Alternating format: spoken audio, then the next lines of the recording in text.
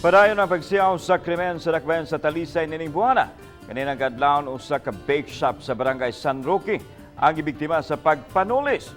Nahuli kam ang report ni Femari Dumabok.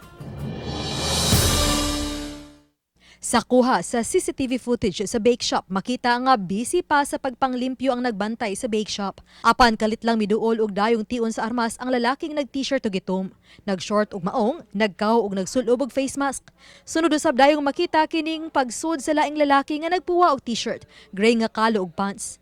Siya ang mituyok sa sod nga daw adunay gipangita. Samtang nagsilbing lookout og padayong nagtion sa armas ang lalaking nag-itom. Ang lalaki nakapuwa og t-shirt miabot sa likod nga bahin sa bake shop ug daw may gipunit.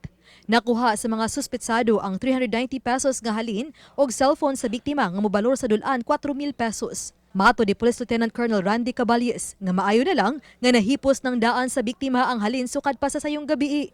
Nahitabo ang robbery hold up pasado alas 2 ganihang kadlawon. Ipadayon gid nato ang kaso if nanatay identity sa mga suspects. So namin yung CCTV na nakuha fully makita na ni sa kadaghanan na ay maka-identify nila, maka-report lang dayon diri sa station.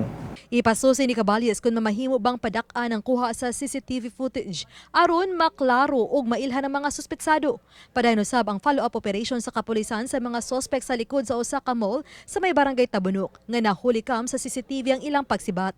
Aduna nay gisunod nga posibleng mga suspetsado sa pagpanulis ang kapulisan. Sa mga establishments like ani dako gyud tabang if naatay CCTV nya mas mayo pa gyud if high definition para makita o klaro ang mga naong sa mga suspects. Uba ni Jun Sulon. Ako si Femari Dumabok. Balitang Bisdak.